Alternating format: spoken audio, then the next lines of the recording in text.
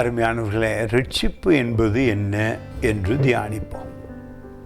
ரட்சிப்பு என்பது நாம் பாவிகளாய் இருக்கும் பொழுதே பரிசுத்தர் இயேசு எங்களை நேசித்து அவர் மேல் விசுவாசமாய் அன்பாய் இருந்ததினாலே நமக்கு கிடைத்த மகா பெரிய வெற்றி.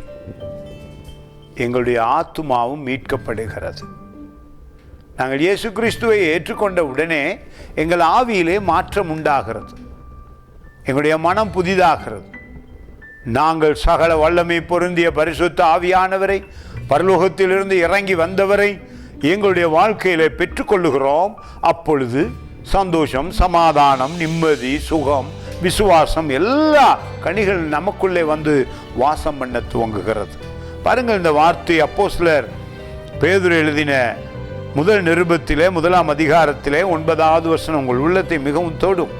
உங்கள் விசுவாசத்தின் பலனாகிய ஆத்தும ரட்சிப்பை அடைகிறீர்கள். எப்பொழுது? இயேசு கிறிஸ்துவை விசுவசிக்கும் பொழுது, அவரை ஏற்றுக்கொள்ளும் பொழுது, அவரோடு நடக்கும் பொழுது, அவர் நம்மை நடத்துகிறார் என்பதை வேத வார்த்தைக்குள்ளாக நாங்கள் நம்பிவிட வேண்டும். வாழ்க்கையிலே நோயா, நொடியா, துன்பமா, வேதனையா, கவலையா, எல்லா விதமான பாவங்களிலிருந்தும் தேவன் நம்மை மீட்டு விடுகிறார். அது மட்டுமல்ல, எங்களுடைய ஆத்தும ரட்சிப்பை குறித்து தேவன் வார்த்தை கொடுத்து காத்தும் இருக்கிறார். நாம் எதிரியை விரட்டி அடிக்க பைபிள் சொல்லுகிறது, நீங்கள் சாத்தானை எதிர்த்து நெல்லுங்கள், அப்பொழுது அவன் ஓடியே போய் விடுவான் என்று. அந்த அதிகாரம் உங்களுக்கு வேண்டுமா? அந்த அதிகாரத்தை அனுபவிக்க வேண்டுமா? தேவ அதிகாரம் உங்களுக்கு எப்பொழுது கிடைக்கிறது? நீங்கள் ரட்சிப்பு அடையும் பொழுது. எப்படி ரட்சிப்பு அடைவீர்கள்?